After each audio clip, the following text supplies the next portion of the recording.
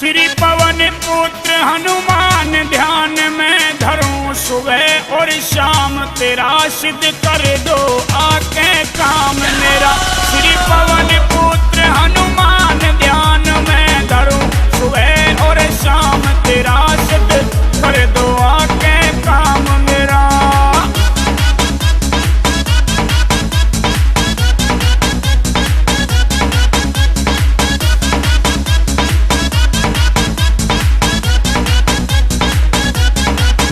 तेरा रोट लंगोट मंगाऊं मैं, तेरी ध्वजा गगन फहराऊं मैं। तेरा रोट लंगोट मंगाऊं मैं, तेरी ध्वजा गगन फहराऊं मैं। तन दिल की बात बताऊं मैं, पावन सच्चा सुख धाम तेरा सिद्ध कर दो आके काम मेरा। श्री पवन पुत्र हनुमान ध्यान में धरूं सुबह और शाम तेरा सिद्ध कर दो आके काम मेरा।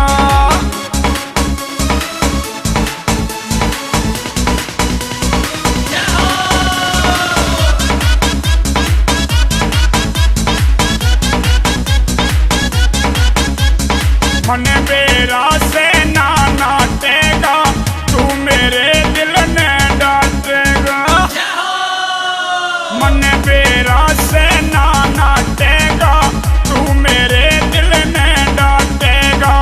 बाबा तू पल में काटेगा, संकट सभी तमाम मेरा सिद्ध कर दो आके काम मेरा। श्री पवन पुत्र हनुमान ध्यान में धरूं सुबह और शाम तेरा सिद्ध कर दो आके काम मेरा।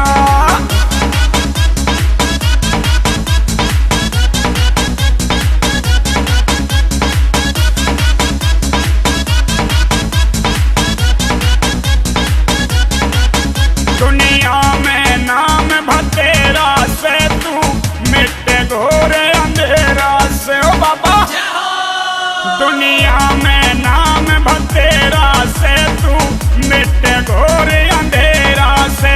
सुशील कारण तेरा से रटे सुरेश गोला नाम तेरा सिद्ध कर दो आके काम मेरा। श्री पवन पुत्र हनुमान ध्यान में धरूं सुबह और